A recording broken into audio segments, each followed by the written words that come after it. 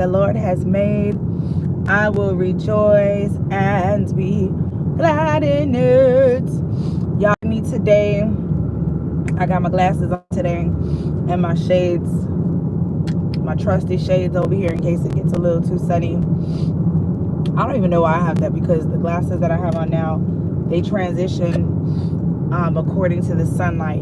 But I hope you guys are doing good out there. Again, this is the day that the Lord has made. I will rejoice and be glad in it. This is Sherice Lanae. I'm just so grateful to be alive today. I hope you are too. No matter what you're facing, just know that God cares, and you can look to Him no matter the situation. Have trust in Him, have faith in Him, have courage to believe, because He is a faithful God. He is a faithful God. Well, this morning, I actually was watching a video with Vance. It was a clip.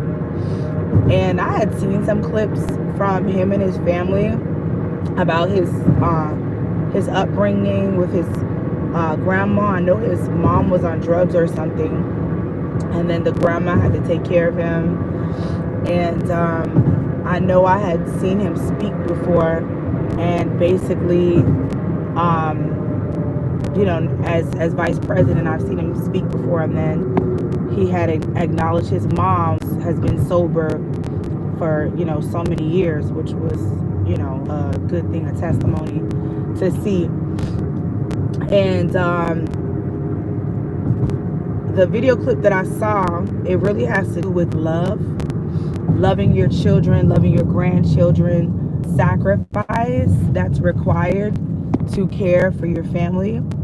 And it just had me in tears, because basically the grandma looked like she was on a fixed income, but she still had to raise him. And so the Meals on Wheels people came, which Meals on Wheels is like a program that will bring food to the elderly. That's what it looks like. It's the elderly or impoverished or whatever. And so the guy came, and so she's like, hey, I told them I have me and my grandson here. And God was like, it's all they gave me. I don't have nothing else. And she was like, listen, I didn't even have enough money to buy my medication. Is there anything that you could do for me? And she didn't say it in a nasty way. She just was like, listen, come on, is there anything you could do? And the guy was like, well, I got some extra fruit. And so she was like, okay, I'll take that. And he gave her some chips and stuff like that. And so when it was time to eat, she prepared the food. She set the food out, and she she cut her food up to share with him. I'm sorry, it's got me like in tears, choking a little bit, because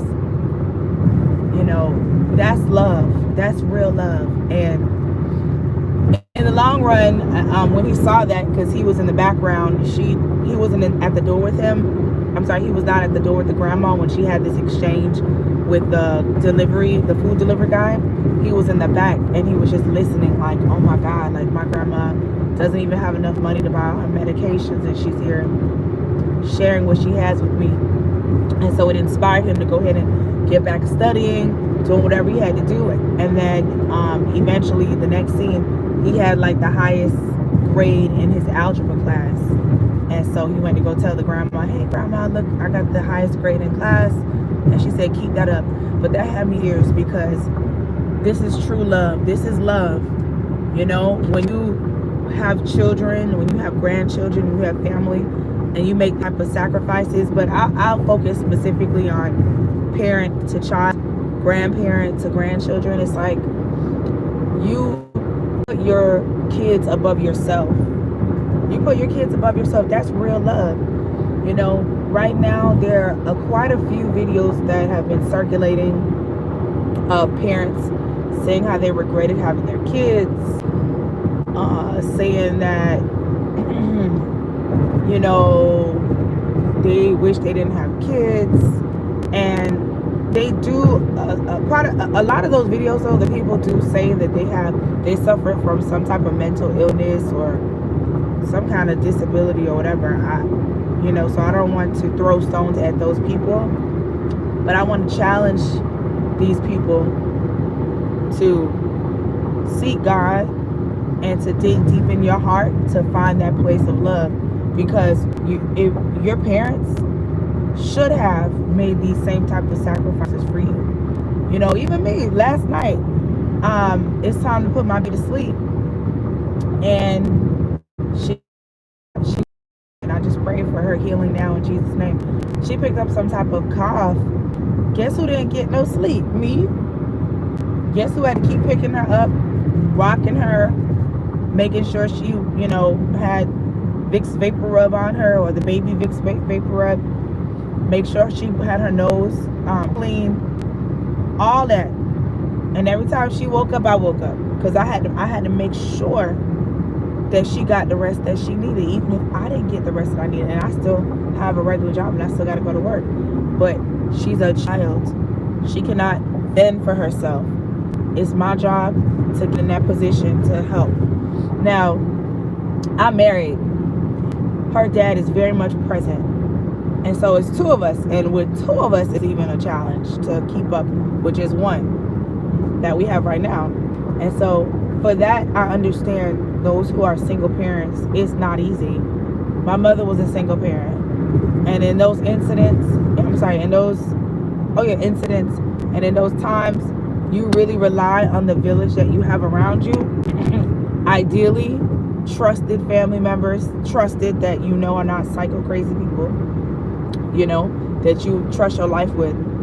And then if not, prayerfully, real friends that have integrity, and that you could trust them. And sometimes you would have to rely on this assistance from those people if possible. But if not, if you're like me, you do everything that you can in-house and on your own, because you want to make sure that your child is safe and protected at all costs. And that's what you're supposed to do as a parent. And so it's almost like nature. I don't want to say nature, because I want to say God has designed us in this manner. But some of these maternal, parental instincts are supposed to kick in, because we're wired in this way.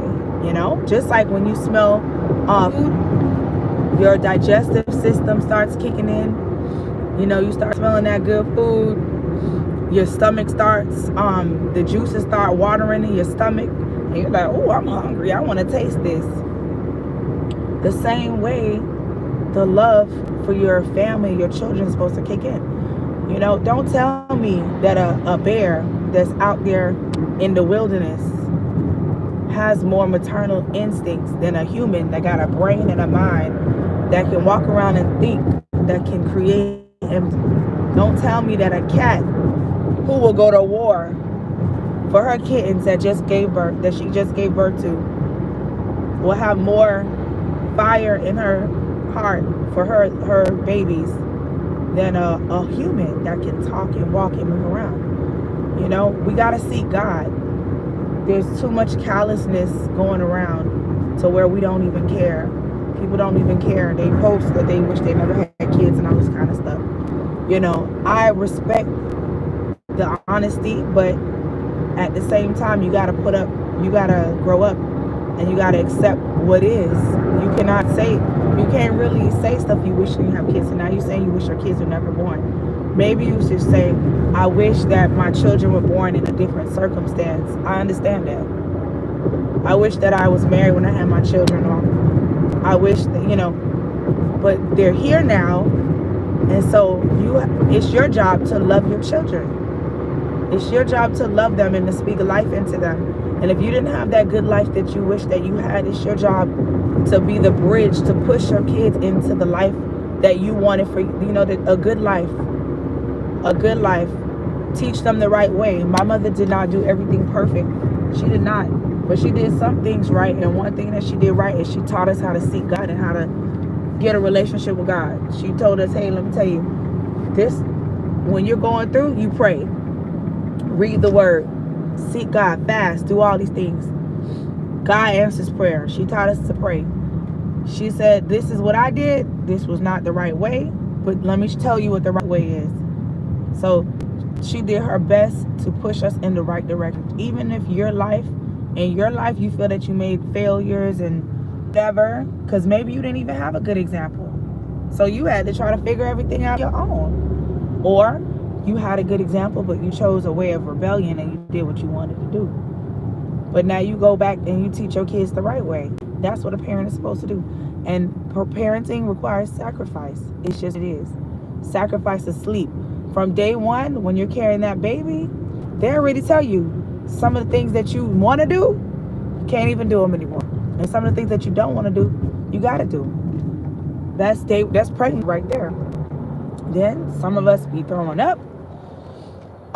When you get to a certain stage of pregnancy, you can't even, some of us, because they say every pregnancy is different, but I know during one of my pregnancy, I really couldn't sleep comfortably on my I think it was on my back, because you're so big now.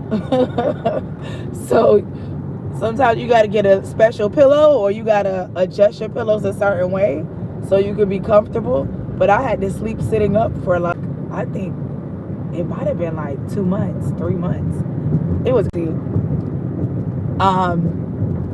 But it's worth it, because I was a little girl was growing on the inside of me, a miracle from God, a blessing from God. And so sometimes it's nothing. Sometimes it's just a mind shift change. You're overwhelmed and you say, God, why place these children in my hands? Help me to be a good example to them. Give me wisdom to help them grow into healthy, mature adults. You don't know who your child's going to be. Even if your child was born in an unfavorable circumstance, that disqualify your child from being great and fulfilling purpose and destiny. Because when you look at the story of Jesus and all that he went through, but he was the King of Kings and the Lord of Lords. Even Moses, they were trying to kill all the kids. They were murdering kids. And then the mother said, listen, it's better for me to put this child, she put the child in a basket in a place where, the river,